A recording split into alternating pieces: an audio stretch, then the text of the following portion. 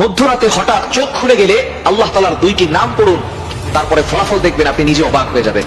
মধ্যরাত, এই রাতটা হচ্ছে রাতের শেষ অংশে যদি আপনার চোখ খুলে যায় তাহলে মনে করবেন আল্লাহ তাআলা আপনাকে সফলতার দ্বার প্রান্তে পৌঁছে দেওয়ার জন্য আপনার চোখটাকে খুলে দিয়েছে। কিন্তু দুঃখজনক হলেও সত্য, আমরা অনেকেই রাতের বেলা হঠাৎ করে চোখ খুলে গেলে অথবা ঘুম ভেঙে গেলে কিন্তু আমরা আল্লাহকে স্মরণ করি না। এই সময়টা হচ্ছে সবচেয়ে গুরুত্বপূর্ণ সময়। বুখারী শরীফের বর্ণনা, নবীজি সাল্লাল্লাহু আলাইহি ওয়াসাল্লাম জানিয়ে দিয়েছেন, নবীজি সাল্লাল্লাহু আলাইহি ওয়াসাল্লাম বলেন, রাতের শেষ অংশে, মধ্যরাতের পরেই রাতের শেষ অংশে যখন রাত একেবারে গভীর হয়ে যায়, এই সময়টা আল্লাহ তাআলা প্রথম আসমানে চলে আসে এবং আল্লাহ তাআলা বান্দাদেরকে ডাকতে থাকেন, কার কি লাগবে আমি আল্লাহর কাছে চাও, আমি আল্লাহর কাছে বলো। অভাবে পড়ে গেছো, বিপদে পড়ে গেছো, তুমি টেনশনে পড়ে গেছো, দুশ্চিন্তায় পড়ে গেছো, আমি আল্লাহর কাছে সাহায্য চাও, আমি আল্লাহ তাআলা সকল বিপদ আপদ থেকে, বালা মুসিবত থেকে তোমাকে হেফাজত করব। সুতরাং আল্লাহ নিজে এসে ওই সময় বান্দাদেরকে ডাকতে থাকেন। মুয়াজ্জিন 5 বার প্রতিদিন মানুষকে ডাকে, হাইয়া আলাস সালাহ, হাইয়া আলাল ফালাহ, কাম টু দা সাকসেস, সফলতার দিকে আসো, কল্যাণের দিকে আসো। কিন্তু একটা সময় এমন আছে যে সময় আল্লাহ নিজে বান্দাদেরকে ডাকতে থাকেন।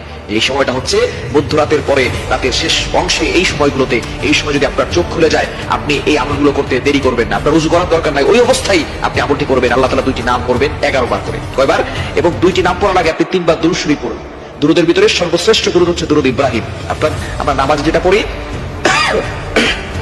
এই দুরূদটি বেশি বেশি পড়ার চেষ্টা করবেন। আল্লাহুম্মা সাল্লি আলা মুহাম্মাদ ওয়া আলা আলি মুহাম্মাদ কামা সাল্লাইতা আলা ইব্রাহিম ওয়া আলা আলি ইব্রাহিম ইন্নাকা হামিদুম মাজিদ। আল্লাহুম্মা বারিক আলা মুহাম্মাদ ওয়া আলা আলি মুহাম্মাদ কামা বারাকতা আলা ইব্রাহিম ওয়া আলা আলি ইব্রাহিম ইন্নাকা হামিদুম মাজিদ। এটা আপনি 3 বার পড়বেন। আর যদি এটা একটু বেশি কষ্ট হয়ে যায় তাহলে সাল্লাল্লাহু আলাইহি ওয়াসাল্লাম, সাল্লাল্লাহু আলাইহি ওয়াসাল্লাম, সাল্লাল্লাহু আলাইহি ওয়াসাল্লাম, এটা 3 বার পড়বেন। এরপর আল্লাহ তাআলা দুইটি গুণবাচক নাম পড়বেন। আল ওয়াহ্হাব, এটা পড়বেন 11 বার। আর হচ্ছে ইয়া ফাত্তাহু, এটা পড়বেন 11 বার। এই দুইটি নাম পড়ে আপনি আল্লাহর কাছে দোয়া করবেন, দেখবেন আল্লাহ তাআলা আপনার সকল চাওয়া পাওয়াগুলো কবুল করবেন, আপনার নেক আশাগুলো আল্লাহ তাআলা কবুল করবেন। আল্লাহ তাআলা নিজে বলে দিয়েছেন 9 নম্বর পারা 13 নম্বর পৃষ্ঠার 4 নম্বর লাইন, সূরা আরাফের 180 নম্বর আয়াতে আল্লাহ বলছেন, ওয়ালিল্লাহিল আসমাউল হুসনা ফাদউহু বিহা। তোমরা আল্লাহর গুণবাচক নাম করে দোয়া করো, আল্লাহ তাআলা তোমাদের দোয়াগুলো অ্যাকসেপ্ট করবেন, তোমাদের সকল নেক আশাগুলো পূরণ করবেন। সুতরাং আমরা আল্লাহর কাছে চাইতে জানি না।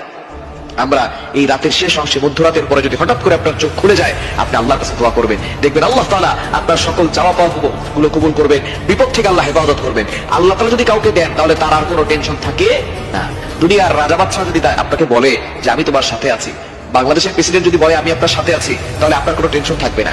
আমেরিকার প্রেসিডেন্ট যদি বলে আমি তোমার সাথে আছি, আপনার কোনো টেনশন থাকবে না। যদি আল্লাহ তাআলা সকল রাজাদের রাজা, মহারাজা, তিনি বলেন আমি তোমাদের সাথে আছি, আমি তোমার সাথে আছি, তাহলে ওই ব্যক্তির আর কোনো টেনশন থাকার কথা না। সুতরাং আল্লাহ হচ্ছেন সকল রাজাদের রাজা, মহারাজা।